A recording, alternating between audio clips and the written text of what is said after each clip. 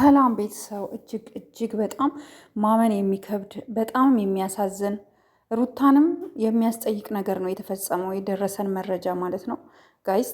ሄዳ ወረቀቱን ያወጣችበት ሆስፒታል ለጥፈዋል ማለት ነው ፌስቡካቸው ገጽ ላይ። እሷ ቪዲዮን ከሰራች በኋላ ፌስቡክ ላይ ገብታችሁ ማየት ትችላላችሁ። ሄዳ ያወጣችሁ ያንን ወረቀት ጠፍቶብኛል፣ ልጄን ኪንደር ጋርደንስ ማለት ላይክ እነዚህ ህጻናቶች የሚውሉበት ቦታ ማስገባት ፈልጋለሁ ከስራ ጋር ስላልተመቸኝ ብላ ያኛው ወረቀት ጠፍቶብኛል ብላ እንደ አዲስ ነው ተቀብላቸው የመጣችው እንጂ ያሁን እርግዝና አይደለም። ይሄ ደግሞ ሆስፒታላችንን ስሙን እንደ ማጥፋት ነው የሚቆጠረውና ከዚህ ድርጊታችሁ ብትቆጠቡ ብለው እንግዲህ ለጥፈዋል ማለት ነው ፌስቡክ ላይ ማለት ነው። እና ይሄ ነገር ማድረግ አልነበረብሽም ሩታ፣ ስህተት ነው። አብርሽን መመለስ እንኳን ከፈለግሽ በዚህ አይነት በዚህ ደረጃ ውሸት መሄድ የለብሽም። በቃ እርግዝና ማለት እኮ ቀላል ነገር አይደለም። ነገ ሆድሽ እየገፋ ይመጣል። ገባሽ? በጣም ብዙ የሚወዱሽ ሰዎች እንዴ ሩታ በዚህ ልክ ውሸታም ናት እንዴ ትባያለሽ። እና ይሄ ነገር ባታረጊው መልካም ነበረ። ኦልሬዲ እየወጡ ነው፣ አንዳንድ ብዙ መረጃዎች እየወጡ ነው። ኢቨን ትላንት ያሳየሽው ፔፐሩ ላይ ራሱ ቀኑ የተለያየ ነው። ፔፐሩን ጠጋርጋችሁ ማየት ትችላላችሁ ያላያችሁ። 2025 ነው የሚለው፣ አሁን ደግሞ 2026 ላይ ነው ያለ ነው። ስለዚህ ሩታ የሰራሹ ነገር በጣም እጅግ በጣም ስህተት ነው። ብዙዎቻችን አብርሽን ብቻ ሳይሆን ብዙዎቻችን የሚያስቆጣ ብዙዎቻችንን የሚያስጠይቅ ነገር ነው ያደረግሹና ይሄ ባይሆን መልካም ነበረ። ይሄ ባታደርጊ ጥሩ ነበረ። እኛ እንወድሻለን። ሄርሜላና አብርሽ ደግሞ በቃ በዚሁ እንዲቀጥሉ ነው የምንፈልገው። በዚሁ ይቀጥሉ።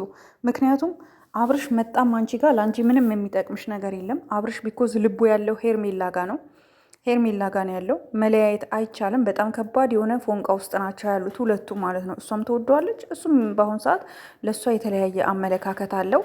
ሶ ሩታ ጥፋትሽ ምን እንደሆን ታውቂያለሽ።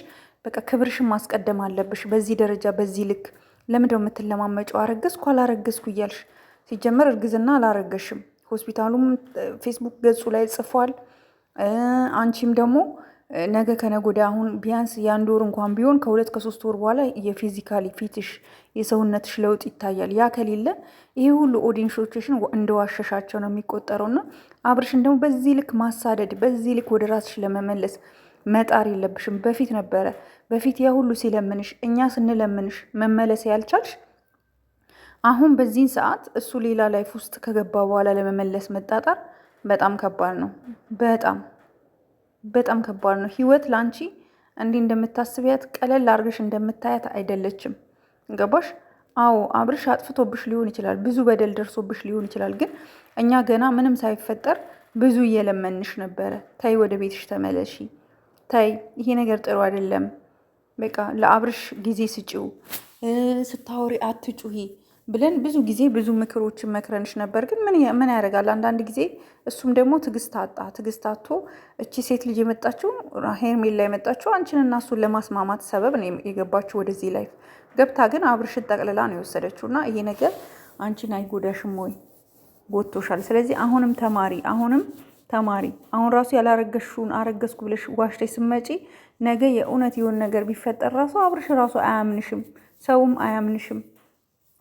ስለዚህ እባክሽን ሌላ ሀሳብ ምረጪ። እንዲሁም ደግሞ መመርመር እኔ ይዤሽ ሊድና እኔ ላስመርምር ሲልሽ መመርመር አትፈልጊም። ከአንተ ጋር አልሄድም እኔ ያመጣሁት ወረቀት ብቻ ነው እያልሽው ነው ያለሽው። እና እሺ ብለሽው ብትመረመሪና ቼክ ብታረጊ እሱም እውነታውን ቢያቅ ጥሩ ነው። ግን እንደማትሄጂ ትላንትና ማታ እየተለመንሽ ነበረ። ከቪዲዮ በኋላ ነይ እንሂድና ተመርመሪ፣ እኔ ላስመርምርሽ፣ ልጅ ካለ እኔ አንቺን ማገዝ ፈልጋለሁ ብሎሻል አብርሽ። ግን አንቺ ያንን መቀበል አትፈልጊም። ሄርሜላ መታለች፣ አናግራሻለች። ለምን ይሄ ሁሉ ነገር ለምን ይፈጠራል? ስለዚህ ሩታ እባክሽን ተመለሺ። ሰው እኮ ይታዘባል። የእውነት ሰው ይስቅብሻል። ለምንድን ነው ሰው እንዲስቅብሽ የምታደርጊ? እርግዝና ማለት ቀላል ነገር አይደለም። ሌላ ነገር የሆነ ነገር ፈጥረሽ ቢሆን ኖሮ ጥሩ ነበረ። ግን እርጉዝና መዋሸት አይቻልም። እርጉዝ ነኝ ብሎ መዋሸት በጣም ከባድ የሆነ ነገር ነው። ከዛ ልጁ ምን ሆነ ልትይ ነው? ከሆነ ጊዜ በኋላ እርጉዝ ካልሆንሽ ልጁ ምን ሆነ ልትይ ነው? ፕሊስ ይሄ ነገር ይቅር ነው የምለው። ይቅር መቅረት ያለበት ነገር ነው። እባክሽን ወደ ራስሽ ተመለሺ። የራስሽን ህይወት ለመጀመር ሞክሪ። እኛ በጣም ነው የምናበረታታሽ። ወደ ራስሽ ህይወት በቃ ሌላ ህይወት ጀምሪ፣ ሌላ ሪሌሽንሽፕ ጀምሪ። በቃ እሱ ቢመለስም ላንቺ አይሆንም። ኦልሬዲ ሲጀመር አብርሽ የሚመለስ አይመስለኝም። በቃ ኦልሬዲ የራሳቸውን ላይፍ የራሳቸውን ህይወት ጀምረዋል እነሱ። በቃ ሄርሜላ ወንድ ልጅ እንዴት እንደሚያዝ ጋይስ ማሻላ ተማሩ። እሺ ከሷ የእውነት ተማሩ ከሄርሜላ በጣም ብዙ ትምህርት ነው የምትወስዱት።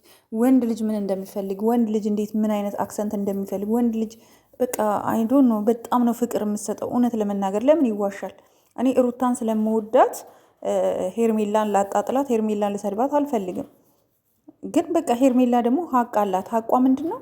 ፍቅር በጣም ነው የምትሰጠው። ሩታ ደግሞ ሁሉም ነገር በቁጣ በኃይል የሚስተካከል ይመስላታል። እና ለዛ ነው ሳታስበው አብርሽ ከእጇ የወጣው እንጂ ሩታ አብርሽን ትወደዋለች፣ ታፈቅረዋለች፣ ከሱ መለየት አትፈልግም። ይሄ ነው ያለው እውነታ። ግን ደግሞ አሁን ደግሞ ያለበት ሁኔታ ወደ እሷ ቢመለስም እሱ ልቡ ያለው ሌላ ቦታ ስለሆነ ይቅርባት። ኦዲየንሶቿ የምትወዷትም ደግሞ ምከሯት። በቃ ወደ ራስሽ ህይወት ተመለሽ፣ ታዩ እሱን ወደ እሷ አትመልከቺ ብላችሁ ምከሯት። ውዶቼ፣ ማሮቼ፣ ፍቅሮቼ እኔ እንግዲህ ይሄ ነው ልላችሁ የምችለው። ሩታ እንግዲህ ፈጣሪ ይርዳሽ። ያመጣሽው እርግዝና የሚባለው ነገር ብዙም ደስ አላለኝም። ነገ ከነገ ወዲያ ሆድሽ ካልገፋ ምን እንደሚፈጠር እንግዲህ ጠብቂ። ይሄ ነው ልላችሁ የምችለው ጋይስ። ላይክ፣ ሼር፣ ሰብስክራይብ አርጉ። እስኪ ሰብስክራይብ አርጉ ውዶቼ፣ ማሮቼ፣ ፍቅሮቼ ማለት ነው። እወዳችኋለሁ። በቃ ሰላም ዋሉልኝ።